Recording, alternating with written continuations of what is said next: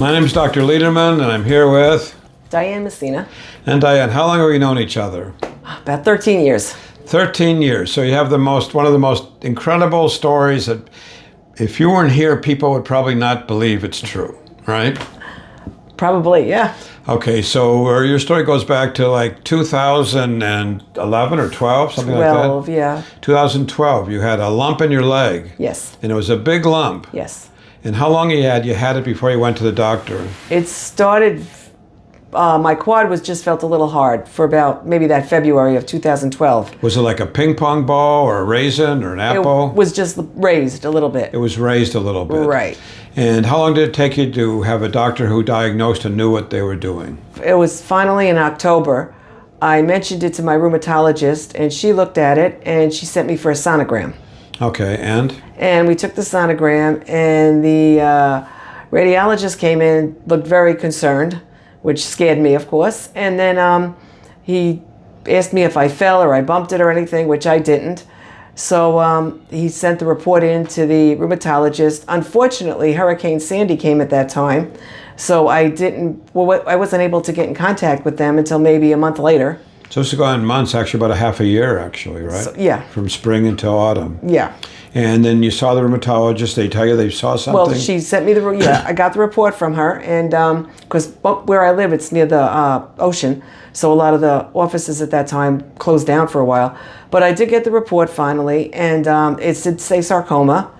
And Was that before the biopsy or after the biopsy? That was before a biopsy. So they already knew there was a sarcoma? Well, most yeah, likely. From the sonogram, yeah. Okay, and then did they get MRIs or CAT scans? They sent me for an MRI and confirmed it with the MRI. And then I didn't know where to go at that time. I found somebody to, send me for a PET scan. Okay. And I had a PET scan, and then I went for a biopsy. And then the biopsy confirmed that it was liposarcoma. And after that, they recommended surgery, which I did. So you had radical surgery, and this Yes. was a big tumor. I just looked at my notes at the size of this tumor. It was 10.5 by 9 by 6 centimeters, so it was huge. Yeah. It's like bigger than a fist. Right. And it was a liposarcoma, so it was a Yes. cancer of the connective tissue, probably the fatty tissue. And it's a rare but known kind of cancer. Right, yeah. And it wasn't painful up until, just prior to surgery, it started getting painful.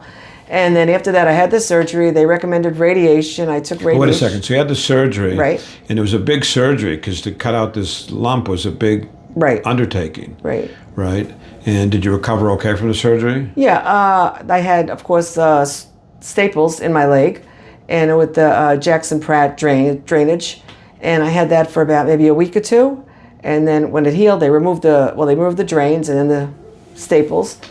And it seemed like I felt like I was doing okay, but I realized now that my leg was actually dragging a little bit like a drop foot, even back then. So you were a week after the surgery? Yes, yes.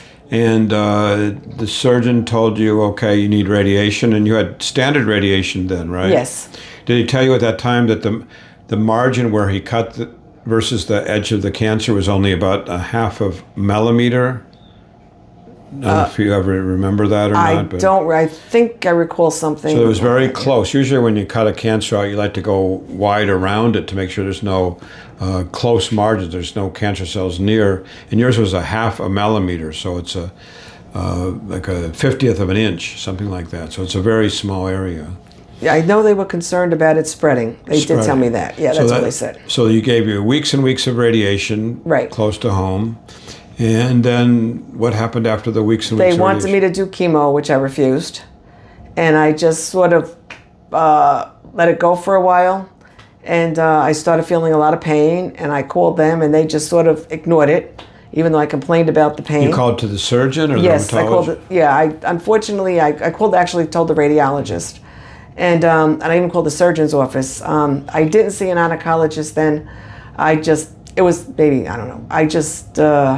You saw a lot of doctors, I remember, and you were you felt like you were poo-pooed with the pain, right? Basically, yeah. And so then I went somewhere else, and I had them, do an MRI on me and everything. And that's when they noticed. I think I was getting pain more in the hip and in the hip area, the acetabulum.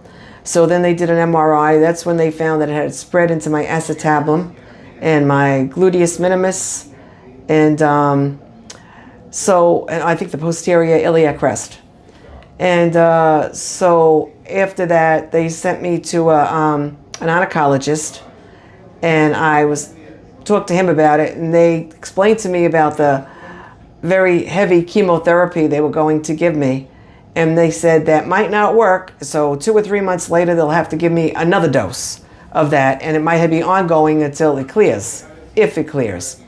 I had a friend who kept yelling at me to go see Dr. Lederman, in which I kept ignoring because I don't like going to Manhattan, which was foolish of me.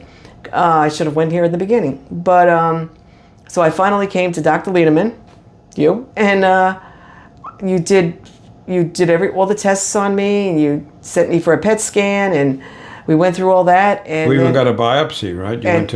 You got a biopsy right. to prove that this was cancer. Yes. So you had a biopsy, and you got a scan to make sure it hadn't traveled. Right. Right, and then you learned about all the options. Right. And then I had 5 treatments with you, and this was in it was July, the end of July into August of 2014. By November of 2014, you gave me the great news that it had gone into remission. And I've been coming ever since to check it up and check, to make sure it hasn't reoccurred. And since then, I've been, in remission. So you had this big sarcoma. The surgery failed, right? The cancer Yes. came back after the Yes. surgery. There was very close margins. Yes. You probably know now that chemo doesn't really cure anybody with sarcomas. I don't know if you know Right, that. yeah, no, I've learned that, yeah. And we tried to give you a second chance. So you had surgery and you had prior radiation, and the cancer came back, and we offered a second chance with precise radiation, radiosurgery, which is more Right. precise. And now almost, 12, 13 years later, 13 you're years, yeah. in remission, doing great. Yeah. And this good smile. And you've never had any more surgery or chemo or anything else. Nope, nothing. And Absolutely nothing. So we come for regular visits about twice a year, something like that. Right, yeah. Yeah, And- twice a year, exactly. Yeah. And everything else has been A-OK. Yep, thank God. Yes, definitely. And what was your experience here when you got the treatment? You had radiation and chemo, you had radiation and surgery elsewhere. What was your experience here? Here, after the first treatment, the pain in my hip was really aggravating and annoying. And after the first treatment, that pain dispersed. It wasn't there anymore. I mean, I couldn't believe it. And I was walking around, with pain-free, and I just felt a lot better. And ever since then, you've been in remission, doing pretty well. Yes. And I know you're walking and swimming and living your life. Yes. What advice do you have for people who have cancer, either new cancer or recurrent cancer? Just come see you. Really, they won't regret it. They really won't, because for 5 treatments and watching cancer go into remission after months or even over a year and a half of seeing doctors, having all sorts of tests, being poked and prodded, and then finding out that, you didn't have to go through all that. So my advice is to come here. Were there any disappointments here? No, never. Anyone ever told you things that weren't true here? No, never. Well, as we say, you should live to be 120 in good health. That would be nice, I guess. I hope. I don't know. I hope to. God bless you and thank you. Thank you.